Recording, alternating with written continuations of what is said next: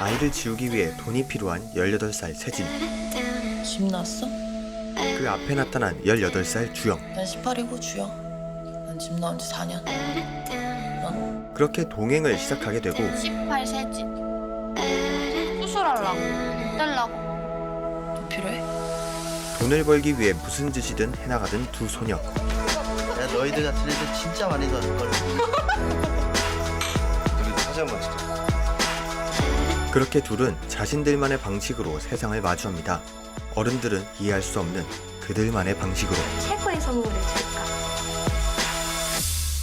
힘들어? 그게 설령 위험한 일일지라도요. 앞으로 더 힘들어? 너 그게 쉬운 건 줄 알아? 이정자는 불법이고 보호자도 필요하고. 그 보호자 오빠가 해주면 되잖아요. 그게 쉬운 건 줄 알아? 왜 화를 내지? 사회의 그림자를 따라다니는 아슬아슬한 여정과 저희 병원으로 수술하지는 않습니다. 자신들도 모르게 더 깊은 음지로 빠져드는 아이들.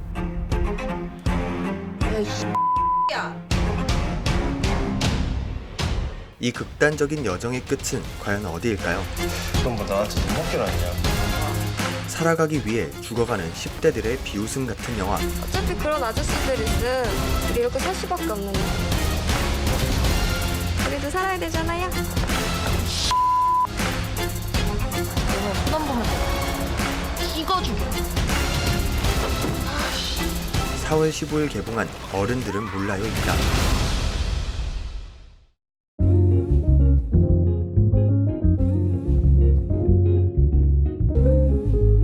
작품 어른들은 몰라요에 대해서 이야기하기 전에 역시 박화영을 빼놓고 이야기할 수 없을 것 같습니다.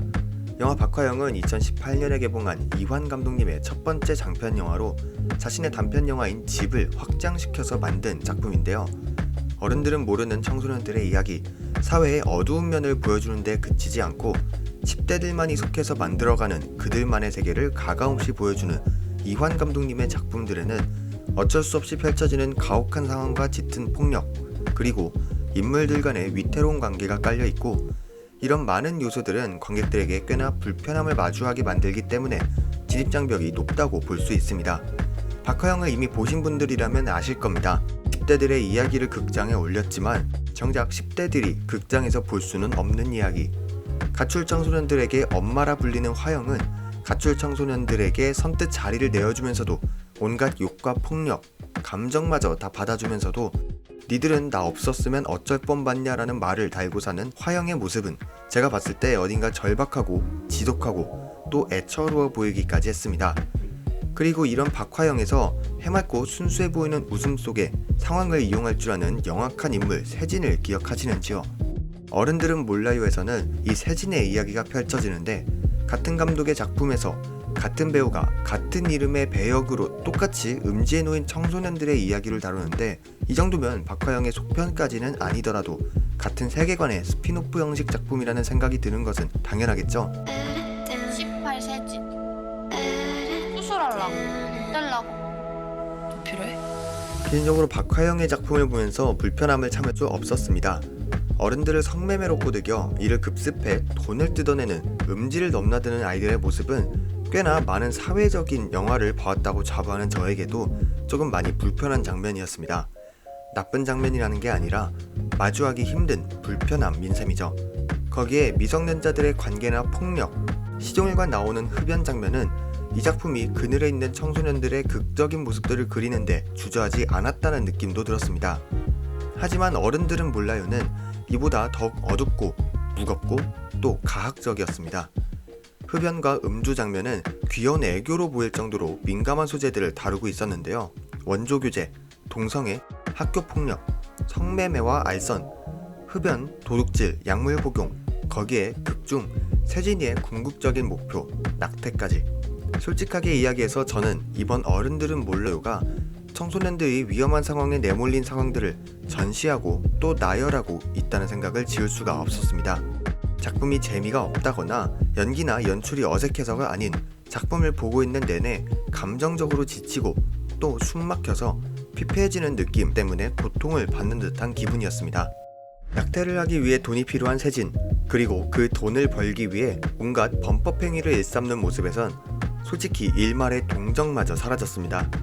조금 극단적으로 이야기해서 작품의 런닝타임 127분 중에서 관객에게 숨쉴 타이밍이 되어주는 장면은 롱보드를 자유롭게 타는 장면뿐이었으니까요. 너 그게 쉬운 건 줄 알아? 이정재는 불법이고 보호자도 필요하고. 그 보호자 오빠가 해주면 되잖아요. 그게 쉬운 건 줄 알아? 개인적으로 생각해보니 저는 세진의 모습을 응원할 수 없기 때문이라는 결말을 내렸습니다. 작품에서 세진과 주영에게 어른은 그저 이용수단에 불과합니다. 우스운 존재인 것이죠. 어떤 이유로든 그게 설사 비윤리적이고 법에 어긋나는 역겨운 짓일지라도 이들은 우리를 데리고 있으려 한다는 점, 그 부분을 이들은 예전부터 알고 있습니다. 본인들이 미성년자이기에 처벌도 상대적으로 훨씬 약하다는 점도 잘 알고 있죠. 이들은 영악합니다. 작품에 나오는 어른들은, 그러니까 세진과 주영에게 접근하는 어른들은 대부분 성적인 목적을 가지고 접근합니다. 하지만 정작 어른들이 그들에게 폭력을 가할 때 이들은 속수무책 당할 수밖에 없고 그제서야 누군가에게 도움을 요청합니다. 아이러니한 상황이죠. 자신들이 이용해 먹으려던 어른들이 마음만 먹으면 언제든지 전세를 역전시켜서 그들을 어떻게든 할 수 있다는 점이요. 본인들도 알고 있습니다. 어차피 그런 어른들이 있는 이상 이들의 상황은 나아지지 않을 거라는 점을요. 이런 장면들은 작품 내내 반복되고 그러던 중 저는 한 가지 의문이 들었습니다.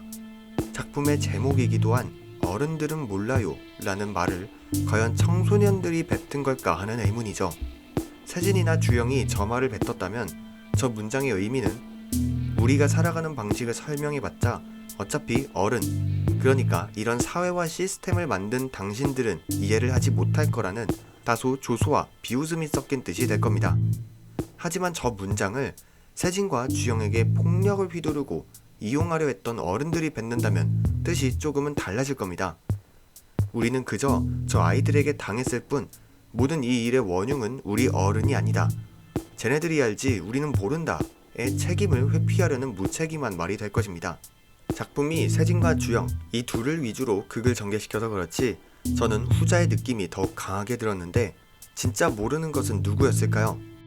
그들이 살아가는 방식과 이유, 관계들에 대해서 정말 어른들이 모르는 걸까요? 아니면 어른들은 모르는 척 하고 있었던 걸까요? 세진과 주영이 보고 있는 어른들은 과연 진짜 어른의 모습이 맞을까요? 어차피 그런 아저씨들은 우리 이렇게 살 수밖에 없는 거. 우리도 살아야 되잖아요. 네, 오늘은 4월 15일 개봉한 이환 감독, 이유미, 안희연 배우 주연의 영화 어른들은 몰라요에 대한 리뷰 준비해보았는데요. 솔직하게 추천드리기 어려운 작품일 것 같습니다. 작품이 보여주는 온갖 과학적인 장면들을 마주하기엔, 그리고 그게 사회의 이면이라고 받아들이기엔 아직까지는 더 좋은 모습으로 가기 위한 노력이 조금씩 생기고 있다고 봅니다. 작품 후반부, 세진이 독실하면서도 부유한 집안에 들어가 대리모처럼 입양되어지는 장면은 솔직히 이해하기 어려웠습니다.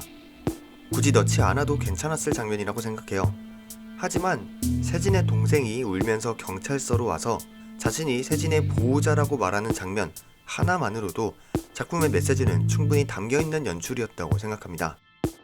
오늘 영상은 여기까지고요. 저는 다음번에 조금 더 힐링이 될 만한 작품으로 돌아오도록 하겠습니다.